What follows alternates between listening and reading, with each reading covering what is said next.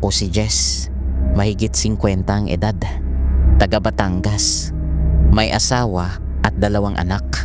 Ang ibabahagi kong kwento ay nung editor pa ako ng comics sa isang sikat na publishing company sa Quezon City. Sa mga hawak kong writers noong early 90s, si Carlo ang pinakapaborito ko. Hangang-hanga ako sa kakaiba niyang galing sa pagsusulat sa iba't ibang genres, comedy at horror, o kombinasyon ng dalawa.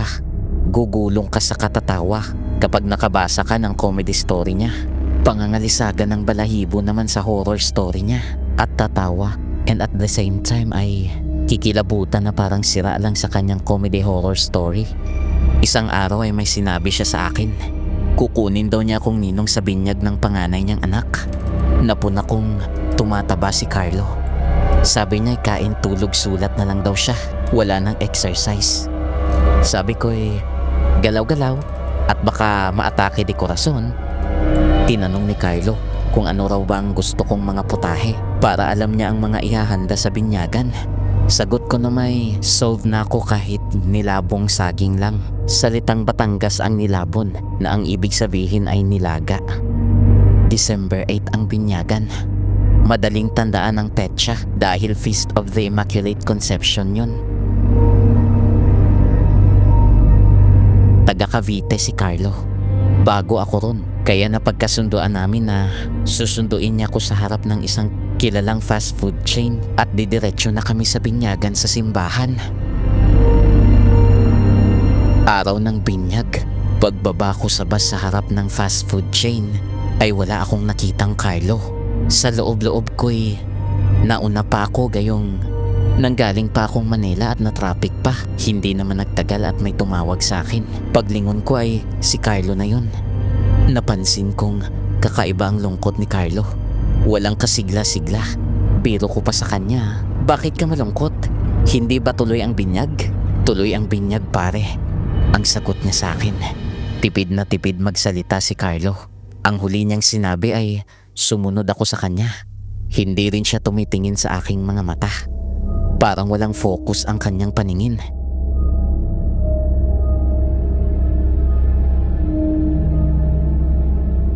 Hindi naman kalayuan ang simbahan. Nilakad nga lang namin. Papasok na ako sa simbahan nang mapansin kong wala na sa aking tabi si Carlo. Nagpalingon-lingon ako pero hindi ko makita si Carlo. Ang nahagip ng mga mata ko ay isang babaeng papalabas ng simbahan papalapit sa akin. Napansin kong umiiyak ang babae. Tinanong niya kung ako raw si Jess. Nang sabihin kong oo, ay humagulhol na siya. Siya raw ang misis ni Carlo. Tinanong ko ang babae kung nasaan si Carlo. At kinilabutan ako sa isinagot niya. Patay na raw si Carlo. Paanong nangyari yun? Sinundo pa nga ako ni Carlo. Noong nagdaang gabi raw namatay si Carlo. Inatake sa puso. At 2 araw daw bago mangyari yun ay panay ang bili ni Carlo na kahit ano ang mangyari ay tuloy pa rin ang binyag. Hindi agad ako naabisuhan at saka wala pang cellphone nun.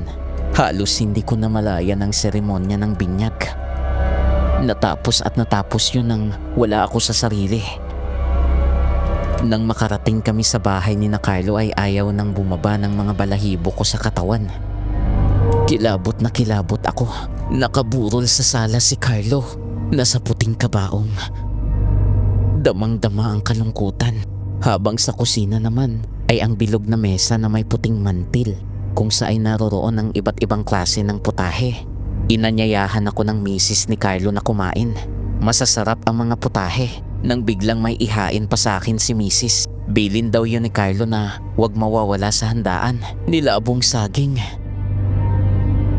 Napangiti ako ng mapait. Magaling ka talagang manakit paring Carlo. Magaling ka ring magpatawa, sabi ko sa sarili.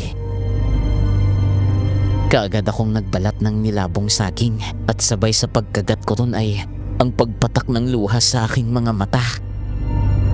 Pinakamasarap ito sa mga pinahanda mo pre. Wika ko pang may malungkot na tawa.